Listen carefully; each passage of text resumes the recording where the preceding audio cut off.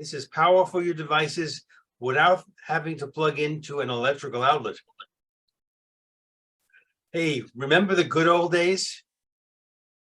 Wasn't that long ago when the battery in your laptop started losing the capacity to hold a charge. We could just pop open the back cover and replace that battery with a brand new one. But as laptops became thinner, the ability for the owner to replace the battery started to disappear. Now, you can always charge your laptop with the charger that came with your device, but they are typically heavy to carry around, and you need to be within a few feet of a wall receptacle. So what is a power bank? It's a portable battery that you charge as you would your cell phone or laptop, typically by plugging it into an electrical source, such as a wall outlet. Now, power banks come in a variety of physical sizes, as well as features and capacities, depending on what you intend to use it for. A smaller powered bank may adequately charge a cell phone, but would not have enough capacity to charge a laptop or even a tablet. So let's look at the different sizes that power banks come in, and this all depends on your needs. Here's one I used actually last Monday when I had a power failure in the house during Tech for Seniors. I wasn't able to sign on, but we were able to plug into this some electrical things that we needed to use. Power banks like this can be heavy, but they come with connections for an AC converter, for USB to charge devices. This one has jumper cables to start a car, and even an air compressor for inflation purposes. But here's the power banks that are becoming much more available. This is the one that is slightly larger and heavier than a cell phone, but it has the latest USB-C connectivity, allowing you to charge your laptop without the need to carry around the charger and be close to an electric outlet.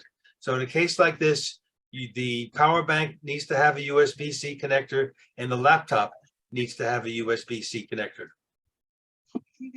And then you have power banks that are even smaller. They can be relatively small and light. You can easily carry these around in your pocket or purse, but they have enough stored power to charge your cell phone multiple times. Now, here's a term you're going to hear. It's called milliamp hours. The term small m, capital A, small h stands for milliamps per hour and is a unit that indicates the amount of energy the power bank can hold. They can range from only 3,000 to well over 20,000 milliamp hours. So if your cell phone has a battery that has a capacity of, say, 5,000 milliamp hours, then theoretically a 20,000 milliamp hour fully charged power bank can recharge the phone up to 4 times. Although in practice, the number of times will be slightly less. So a good rule to follow, good rule of thumb, is to get a power bank with a minimum of at least 25% more capacity than the device you intend to charge. All right, now we're going to choose the best power bank. That really depends on your needs. So power banks with 10,000 milliamp hours can typically charge a smartphone about 2 times. The higher the milliamp, the more times the phone can be charged. So you want to look for a power bank that supports fast charge as well. Now, power banks for laptops require, as I said before, the USB-C connection, a capacity of at least 20,000 milliamp hours, and a high power delivery ability measured in wattage. Typically, smaller laptops require 45 watts of power, average size laptops 60 watts, and large laptops may need as much as 100 watts of power. Power banks can also charge small devices, such as earbuds, e-readers, and even smartwatches. Now you're going to see the term USB-C PD, and the PD, it's not police department, stands for power delivery.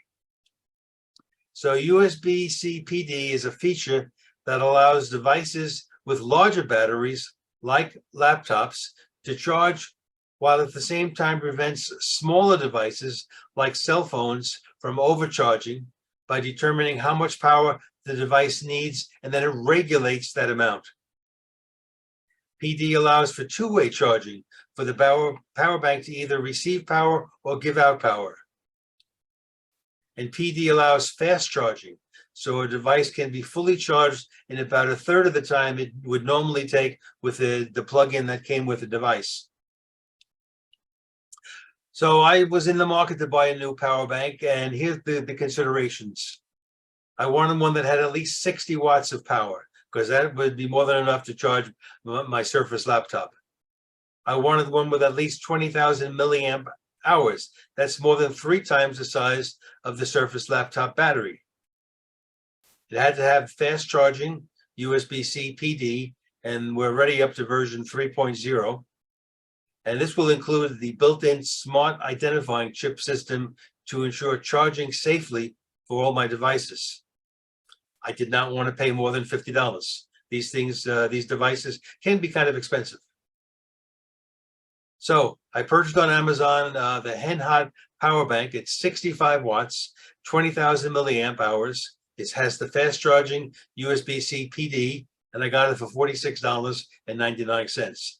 Now, this will primarily be used to power my laptop when away from home at locations where electric wall outlets are not readily available.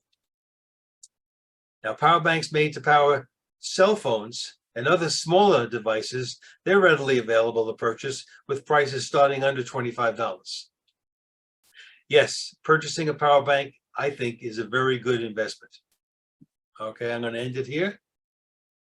Good morning, everyone. What I'm going to talk about on the next 3 weeks is home automation for seniors aging in place. And the first part of this is what I found is 5 benefits of aging in place. And we're going to talk about that. And the next week, we're going to talk about choosing and setting up various devices that you can use to help you. And then later, the third and final one will be on some construction things that you might need to do to your home. But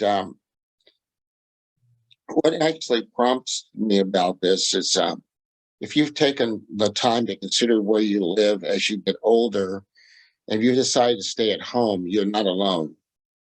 According to one study, almost 90% of seniors over age 65 want to live at home rather than moving to a nursing home or assisted living facility. Aging at home is always the preferable option, but in some instances, it's just not possible for medical or safety reasons. Today, aging in place is more doable than it has been, and more adults are considering its real possibility. But what if you are not sure if you want to stay at home?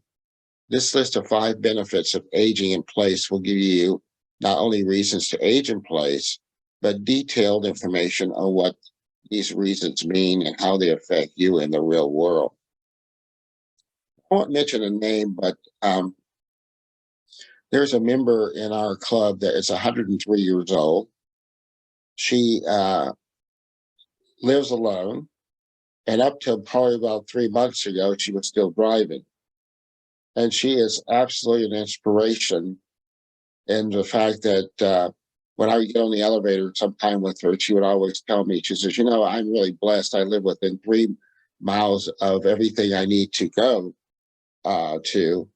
And this is when she was still driving. And I think about that a lot because the things I talk about here, I think, really epitomize of how she lives. First of all, aging in place costs less. Nursing homes and assisted living facilities are expensive.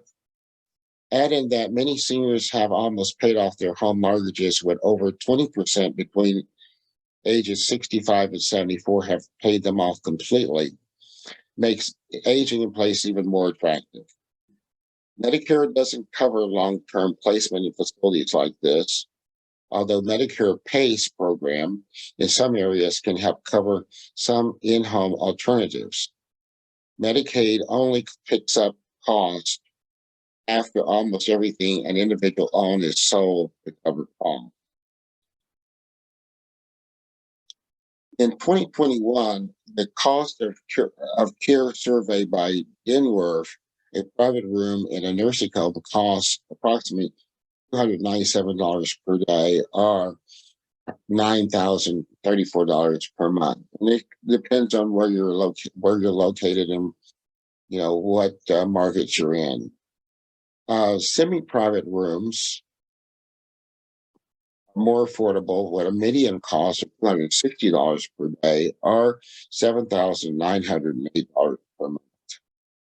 And these are averages that I just found, and I mean it could vary in other markets.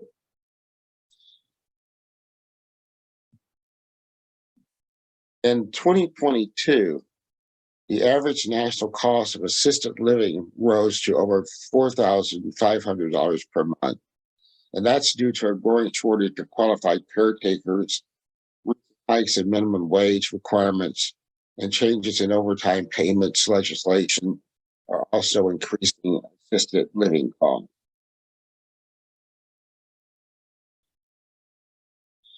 So comparatively, by staying at home, we seniors can take advantage of the Medicare coverage to help pay for in-home help on a part-time basis.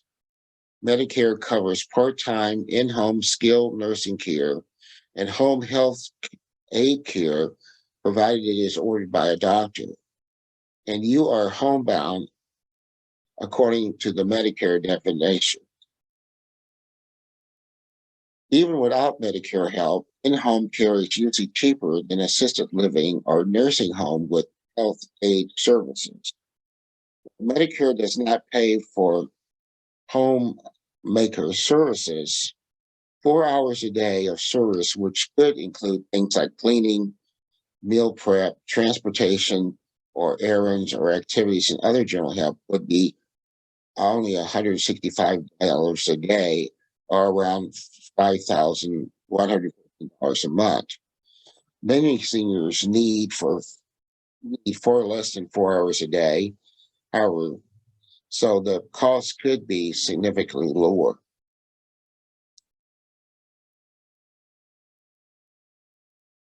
In addition, many seniors have friends or family nearby that can assist when needs, and communities have supported services for seniors that make staying at home possible without paying for extra care. There's Meal on Wheels, either the official organization or local similar organizations that provide meals for seniors in their homes. Many areas have senior transport available for no cost or very low cost, stopping a doctor's visit. Your local agency on aging is also a valuable resource. But now we also have Uber and a lot of the other things that you can just call up using your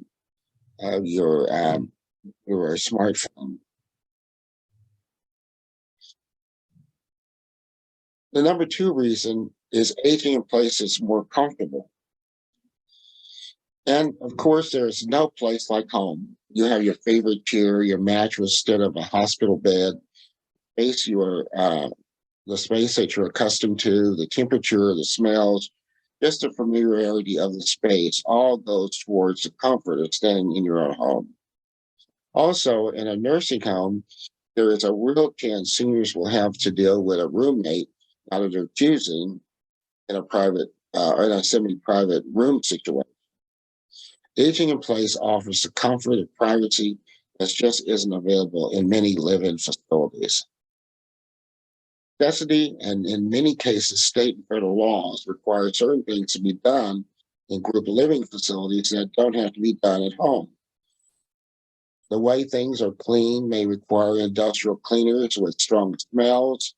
There may be no carpet in many areas for ease of cleaning, and doors may not be locked in some cases.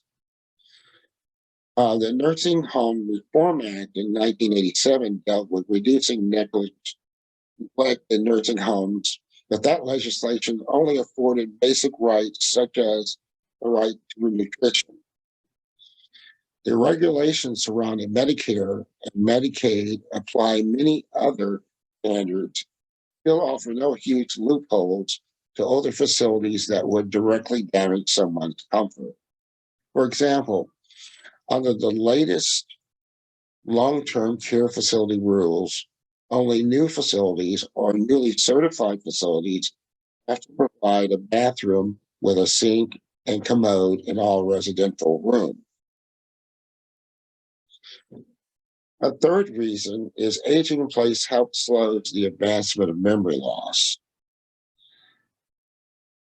Loss of memory can really be a scary prospect for many as they age and being moved into a new environment, particularly an institutional environment, worsen the progression of memory loss.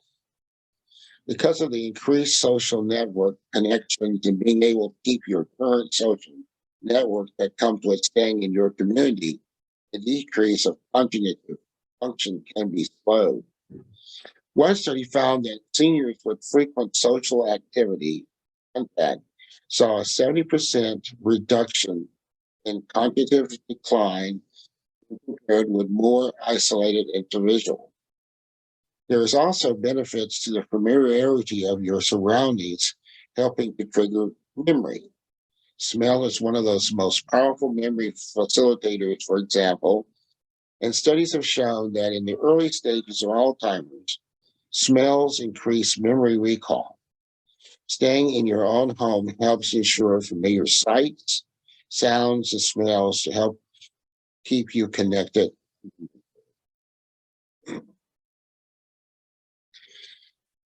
The fourth reason, aging in place strengthens your social network. Aging in place allows seniors to keep their current social network and expand upon it. Not only allows seniors to stay near current friends, but gives them the freedom to host social events if they prefer eating out.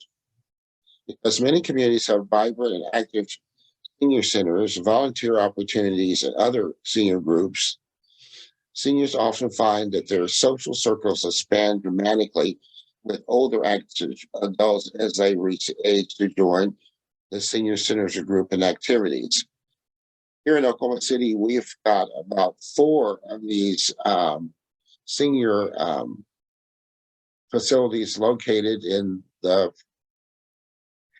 core areas of the town, and they're open 7 days a week, and people go there and do all kinds of things. As far as they have a swimming pool, they have other groups that are engaged in playing games and so forth, exercising, all kinds of activities that really can enhance your living. And the other thing is that many seniors find that it's simpler to eat out rather than cook at home, and that's give another avenue of social connection. Most communities have local restaurants that offer senior discounts, making eating out more affordable. Also, with the obesity rate for seniors aged 65 to 74 being 40%, social activities can help you stay active to benefit your health and your weight. And the fifth reason, aging in place and self-determination. And this is the thing I think that is that I think about this lady in my computer club. She has such determination to be able to live on her own and be independent. It's something that's really inspiring to me and to others in our computer club. So the thing about it that we have spent a majority of our working life, working. And so retirement should be about doing what you want. Staying at home allows you to be more independent and make your own decisions on a variety of topics. Even with live-in or occasional in-home help, you're in charge of the scheduling activities instead of a nursing home or assisted living situation. You must comply with the group schedule. In some group living situations, there are restrictions on visitors and meal times. Aging in place allows you to maintain control over your environment as well.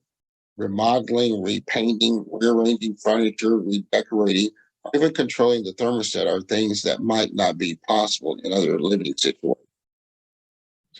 Especially for seniors who only need occasional help, aging in place is the best way to maintain independence and freedom. Even when some help is needed, aging in place lets you choose who will help and how they will help. This can be especially important when getting help with things like finances, where it's vital to make sure that the person helping has your best interest in mind.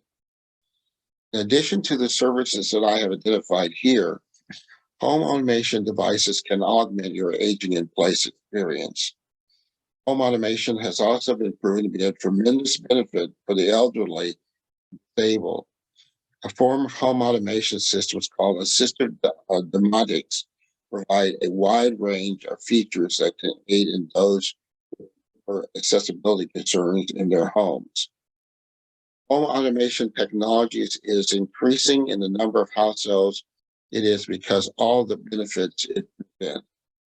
These technologies, systems, and assistant equipment have become a viable option for those who would rather stay in their homes than move to assisted living facilities. To sum it up, home automation for elderly and disabled is changing lives every day. In our next installment, we will discuss some of the ways that home automation technology can be used effectively to help keep people with disabilities and elderly safe and help make their lives a little easier as they age in place.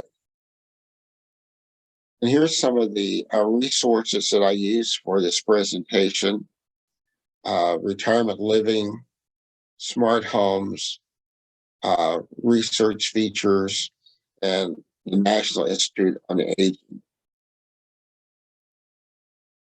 Ron? Okay, thanks a lot. Just unshare your screen. It's Ron Brown with Tech for Senior. You know, in 2022, artificial intelligence software has come such a long way. I used 3 programs last year. The first one is Writer, R-Y-T-E-R. I actually paid for a subscription for that. I used it for 2 or 3 months, but it wasn't just quite as good as I needed. So I still use it, but I don't have a paid subscription. The second one I use all the time is called Quillbot. I use that and bought a paid subscription to that and use that on a weekly basis. Of course, recently, the new kid on the block is ChatGPT. This is an amazing piece of software, and I've used this for the past 2 months. It is incredible. It's free. It's, of course, founded by Microsoft. I am so excited because if it's that good now, what's it going to be like in a year's time? You should maybe give it a try. Today's title of the topic is going to be, is there humor in artificial intelligence?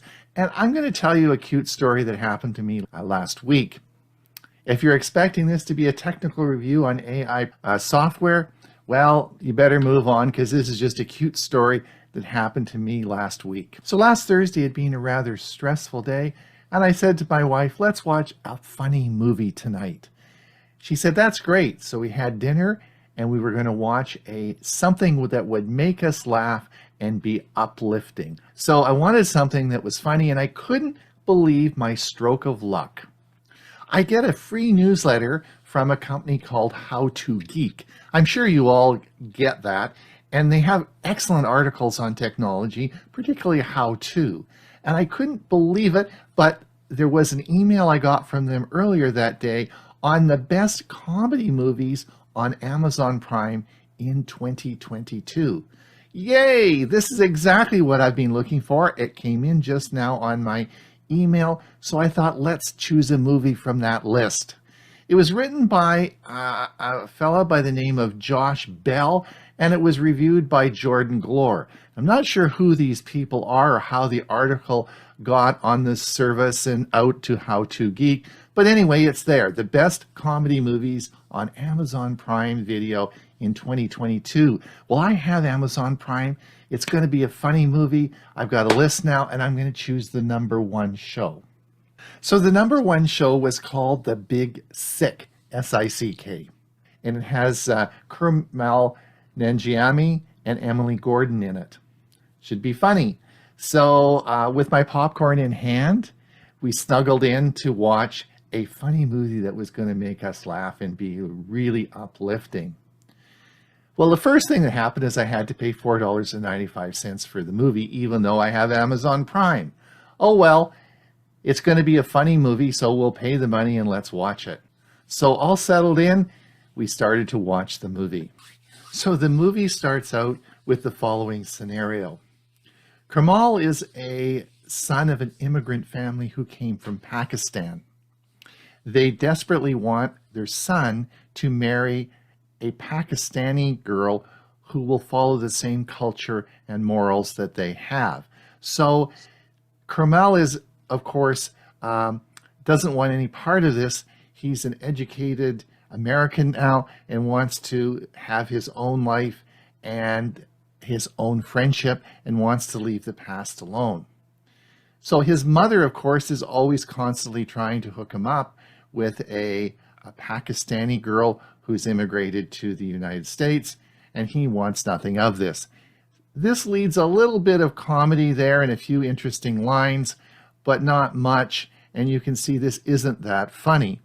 About a third of the way through, Gail, of course, is starting to zizz and go to sleep, but I'm going to soldier through this movie until the end.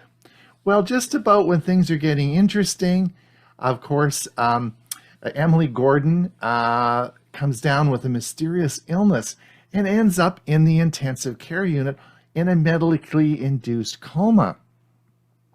Well, this is rather tragic. And of course, it looks as though over the week that this happens, that she's actually going to die. They can't figure out what's going on. Meanwhile, Hnengyami, of course, comes up and sees her every day. He meets her parents. Of course, there's a relationship that develops, but it's tragic. I mean, she's going to die. No matter what they can do, they can't figure this out, and you can see the end coming. I'm crying, I'm tearful. This is not funny at all. And in fact, Gail has long since gone to sleep, right? So this is really not very funny. In fact, nothing in this movie, which is over half now, has at least given me any sort of a laugh.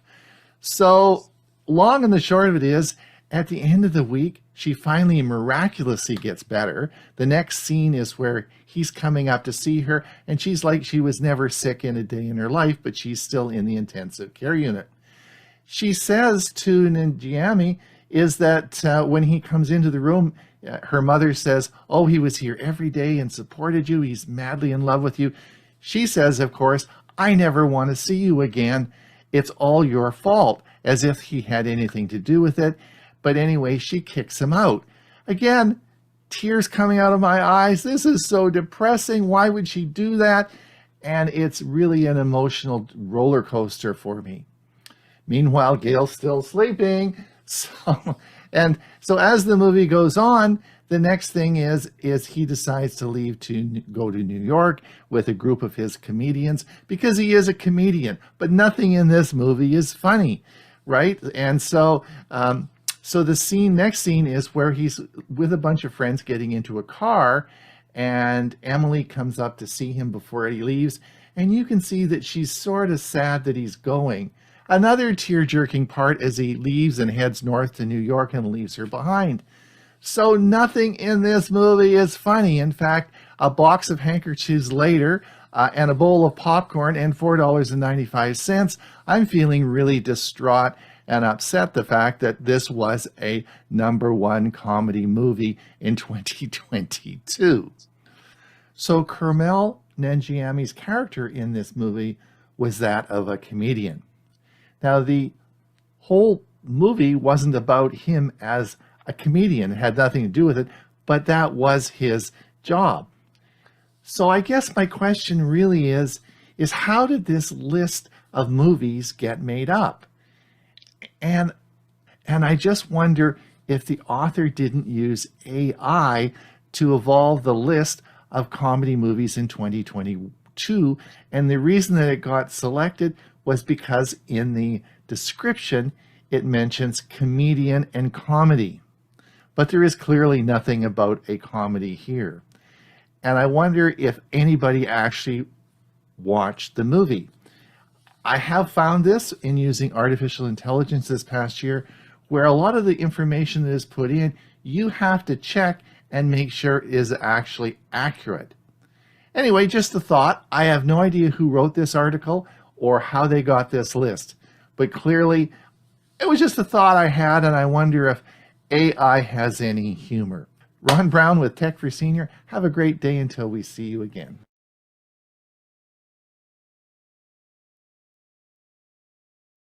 All right, the last one, just before we get into Ray's section, Ray, I'll just give me just a sec. I just wanted to share my screen here.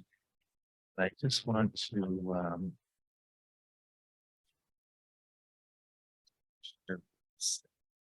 here. I just wanted to show you Bob's being artificial intelligence. Bob sent me this. Of course, linked this up before he left. And it's all the Hawaii, Alice and Bob's adventure. Setting sail, exploring. You're breaking up again, Ron. Okay. That's Packing for the trip. Again, done by artificial intelligence, including Very bad, Ron. it.